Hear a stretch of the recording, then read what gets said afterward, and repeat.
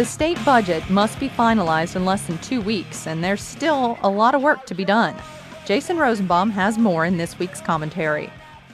Since the beginning of the year, reporters have constructed a nearly infinite series of stories and a few KBIA radio commentaries on new and exciting methods to spend the state's share of federal stimulus money. Much credit is due to state lawmakers who have devised quite a few ideas of how to spend stimulus cash.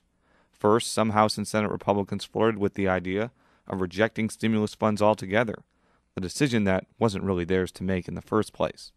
Then, House Republicans sought to allocate cash primarily for one-time expenditures, such as capital improvement projects, a bailout for the St. Louis metro system, and the eradication of a truly menacing menace, mold, inside the Supreme Court building.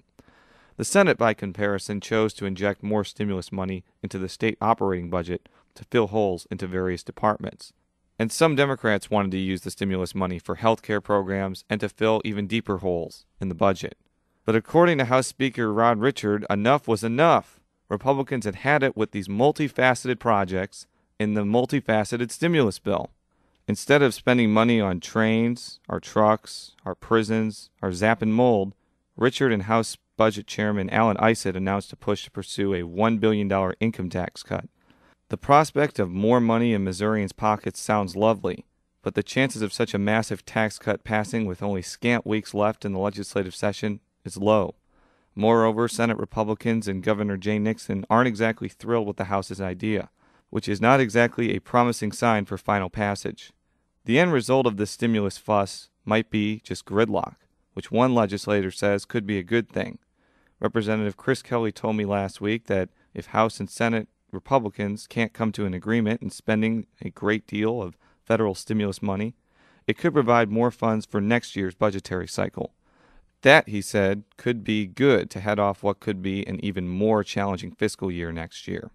If Kelly's scenario bears fruit, it will showcase a lack of communication and coordination amongst legislative leaders in allocating stimulus funds. Part of that is a failure by design, as a good chunk of the federal stimulus money is the same as general revenue and could potentially be spent on anything. But it also shows the inability of the House, the Senate, and the governor to come together around basic principles in spending stacks and stacks of federal money.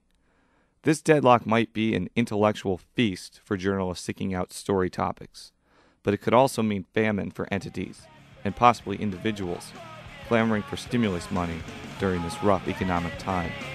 I'm Jason Rosenbaum. That's it for this week's Talking Politics. Thanks for listening. I'm Sarah Whitmire.